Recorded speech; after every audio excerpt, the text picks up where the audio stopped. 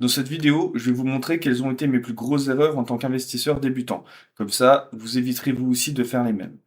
Alors, pour ce qui est de la première erreur, généralement, quand on est un investisseur débutant, on va investir dans des actifs qu'on ne comprend pas. D'accord? Il faut toujours comprendre ce dans quoi vous investissez. Donc, par exemple, si vous choisissez d'investir dans des actions d'entreprise, vous devez comprendre quel est le business model de l'entreprise. Comprendre comment l'entreprise arrive à générer de l'argent. Si vous ne comprenez pas comment une entreprise arrive à générer de l'argent, vous n'investissez pas dedans, d'accord? Surtout quand vous êtes débutant.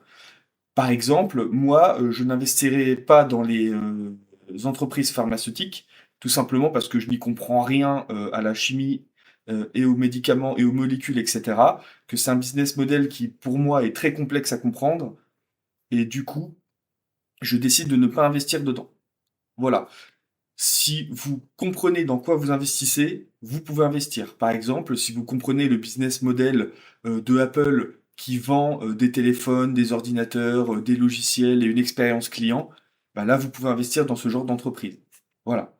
Voilà pour ce qui est de la première erreur. Ensuite, pour ce qui est de la seconde erreur, donc c'est généralement de vouloir aller beaucoup trop vite, d'accord? Quand vous allez commencer à investir, vous allez bien évidemment vouloir gagner de l'argent rapidement. Mais ce que vous devez comprendre, c'est que l'investissement, d'accord, c'est un marathon, ok? Vous allez vous enrichir sur le long terme, ok? Donc moi personnellement, j'ai commencé à faire du trading, donc à vouloir gagner de l'argent très rapidement. Et bah, comme malheureusement beaucoup de gens, je me suis un peu cassé les dents. J'ai un peu perdu d'argent, mais ça m'a appris quand même beaucoup de choses. Donc l'expérience n'est pas non plus totalement négative. Elle m'a permis d'évoluer et de grandir. Et de comprendre que le plus important, c'est d'investir sereinement sur le long terme. D'accord? Il y a des gens qui, avec le trading, arrivent à gagner de l'argent. Qu'on soit clair, j'ai aussi réussi à un moment donné à gagner de l'argent. Mais il faut faire très attention car on peut en perdre très vite. Donc ne soyez pas omnibulé par l'appât du gain. D'accord? Gardez toujours en tête que pour gagner de l'argent en bourse, vous allez devoir être investi sur du très long terme. D'accord? Et c'est là vraiment que ça va changer et que vous allez commencer à avoir des résultats très intéressants. Pour ce qui est du coup de la troisième erreur que généralement les investisseurs vont faire, c'est de se laisser influencer. Donc généralement, tu vas regarder des vidéos sur YouTube comme moi, tu vas regarder des forums, des tweets, etc. Machin. Tu vas chercher beaucoup d'informations et en fait, à un moment donné, tu vas copier la stratégie des autres. Mais ce que tu dois comprendre, c'est que la stratégie, d'accord, des autres n'est pas forcément celle qui est adaptée à ta situation.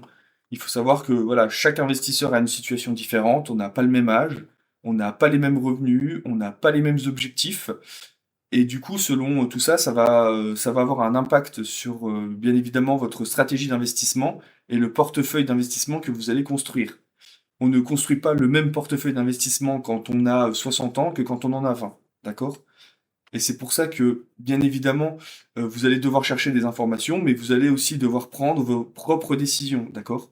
Et par exemple, si un influenceur vous dit oui, investissez dans telle crypto parce qu'elle va exploser, généralement, c'est des choses qu'il faut pas écouter, d'accord? Voilà. Alors, pour ce qui est du coup de la quatrième erreur, ça va être de trop regarder, d'accord, les fluctuations. Donc vous allez regarder votre portefeuille tous les jours, d'accord? Et ce que vous devez penser, c'est du long terme. Donc ça ne sert strictement à rien de vous connecter tous les jours sur vos différents portefeuilles, de regarder tous les jours de combien de pourcents ou de micro-pourcents ça a monté ou descendu. Ah, aujourd'hui, c'est descendu de 1%. Oh, bah, hier, c'était monté de 2%, etc. Donc vous allez vous connecter. Ça va vous arriver, hein. Au début, on a envie de regarder un peu comment notre argent évolue tous les jours. Mais au fur et à mesure du temps, vous allez devoir vous en détacher. Moi, personnellement, je regarde mon portefeuille une fois par mois, ben, quand j'investis dessus, vu que j'investis une fois tous les mois. Voilà, je regarde mon portefeuille, je regarde comment il a fluctué au cours du mois et c'est tout. Et ensuite, je me déconnecte et puis je regarde plus. Voilà. Donc, ça vraiment, vous devez réussir au bout d'un moment à vous détacher, d'accord, de rester collé à vos graphiques tous les jours. Parce qu'il y a un moment donné, ça risque un peu de vous manger le cerveau et vous allez un peu vous y perdre. D'accord? Donc, pour rester serein, justement, moi, c'est la mentalité que j'ai en tant qu'investisseur, c'est de rester serein et ça sert à rien de regarder tous les jours ce qui se passe sur vos portefeuilles. Maintenant, on arrive à la dernière erreur qu'on fait en tant qu'investisseur débutant, c'est généralement d'attendre le moment parfait. Donc, ne jamais investir parce qu'on attend le bon timing, d'accord? Le plus important, c'est de vous lancer, c'est de commencer à investir.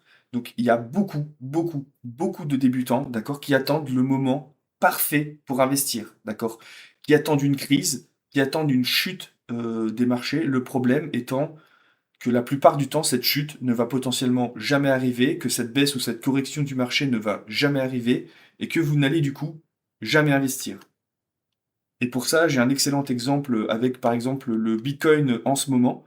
D'accord? Donc qui a fortement chuté, au cours des derniers mois, en ayant atteint au plus bas les, 60 000 59 000 environ. Et là, j'avais moi des amis qui étaient intéressés pour investir et qui me disaient, «Ah attends, si ça se trouve, il va descendre à 50 000, on va attendre». Je leur ai dit: «N'attendez surtout pas, parce que si le bitcoin ne descend pas, à 50 000, vous n'aurez pas investi». Donc du coup, l'ami que j'ai conseillé a commencé justement à investir, dans cette grosse chute, d'accord? Et même s'il n'a pas, investi au point, le plus bas qui est ici, c'est pas grave. Même s'il a investi ici, le plus important, c'est qu'il a commencé à investir et qu'il est rentré dans le marché. Donc ce que vous devez comprendre, c'est que vous ne devez jamais essayer de tamer le marché, d'accord? Vous rentrez. Vous avez de l'argent à investir, vous l'investissez. Même si dans quelques mois le marché baisse, c'est pas grave, vous continuez à investir et à appliquer votre stratégie bêtement. C'est vraiment la meilleure manière de vous protéger et surtout de faire le plus important, c'est de vous lancer dans l'investissement. Voilà du coup pour ce qui est de mes 5 plus grosses erreurs que j'ai commises en tant qu'investisseur. Donc n'hésitez pas, vous, à me dire quelles ont été vos plus grosses erreurs, si vous en avez commis une parmi les 5 ou même les 5, hein, comme moi je les ai commises, d'accord? Au tout début, c'est normal. Et n'hésitez pas, si ça vous plaît, à vous abonner, à laisser un commentaire, un petit like, etc. Voilà, allez, à plus.